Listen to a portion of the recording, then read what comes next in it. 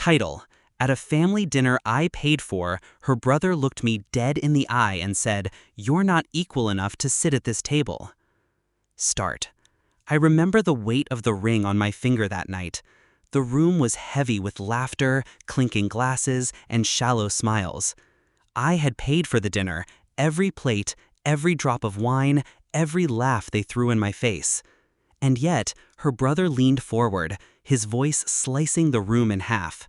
"You're not equal enough to sit at this table." My wife smirked like it was a joke, like my humiliation was her entertainment. I took off the ring, placed it neatly beside my untouched plate, and walked out. Not a word, not a scene. Silence. That silence terrified them more than rage ever could. I had loved her once, loved her enough to build her a world she never earned. Long nights, long shifts, climbing through fire just to give her a seat in comfort. I thought love was sacrifice. She thought it was leverage. I replayed memories on the drive home, her hand in mine, promises whispered under dim lights, the way she once looked at me like I was her gravity. Now I realized she had only been orbiting until she found a brighter sun. I wasn't her husband anymore. I was her stepping stone. The brother's words weren't just cruelty, they were confirmation. I had already seen the signs, whispers on her phone, conversations that ended when I walked into the room, sudden changes in her schedule. She wasn't sloppy, but arrogance has a way of leaving footprints. One night, when she thought I was asleep, I heard her laugh quietly at her messages. Not the laugh she gave me anymore, the kind that sounded like secrets. I didn't ask, I didn't accuse, I simply listened. Pain sharpened into focus, betrayal became clarity. So I planned, slowly, methodically. First, I collected. I mirrored her phone, copied her hard drive, installed cameras she never noticed. I learned how to be invisible in my own home. She gave herself away piece by piece. Her passwords, her late-night calls, the lies she rehearsed in the bathroom mirror. But her brother? He was sloppier, loud, careless. He carried darkness like a badge. A man who wore arrogance so openly rarely imagined anyone watching. But I was. And when I found what he kept on his computer, I didn't need to fabricate anything. I only needed patience. Every keystroke he thought was private, every vile image he saved, I collected, copied, archived. The next morning, I put the first domino down. When the knock came on his door, he opened it half asleep. And there they were, the cops, guns drawn, shouts. His confusion turned to panic when they shoved him face first into the dirt, a boot grinding the arrogance out of him. "You're under arrest. We found the videos on your computer." I watched from across the street, hands in my pockets, calm, controlled. His screams were pathetic. His family rushed out, my wife leading the charge, her voice cracking with desperation. She begged me to stop, to fix it, to make it go away. I smiled.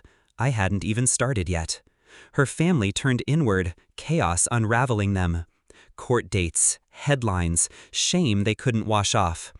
And while they fought to hold their crumbling house together, I dismantled the rest.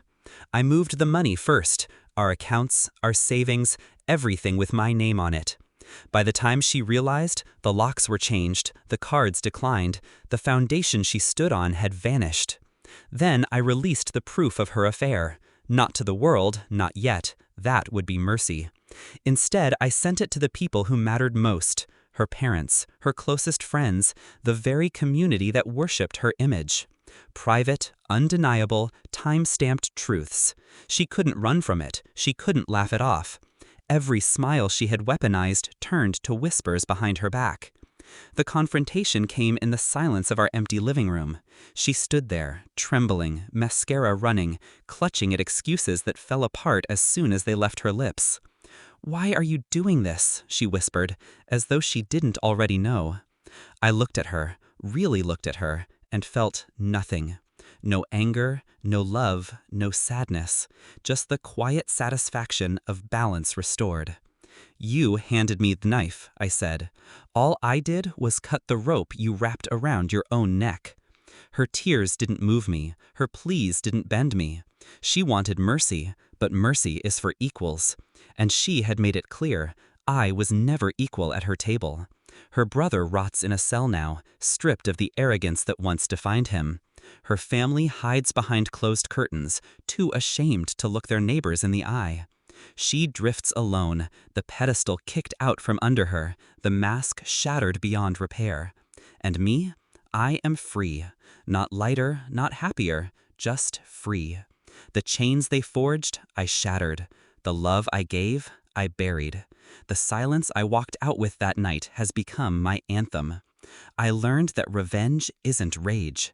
Revenge is patience. Revenge is letting them carve their own grave and handing them the shovel with a smile. When I see her now, broken, desperate, wandering through the ashes she lit herself, I feel nothing but calm. They thought they were dining at my expense. They thought I would swallow their humiliation and call it love. But they forgot the truth. I paid for that table, and I was the one who flipped it.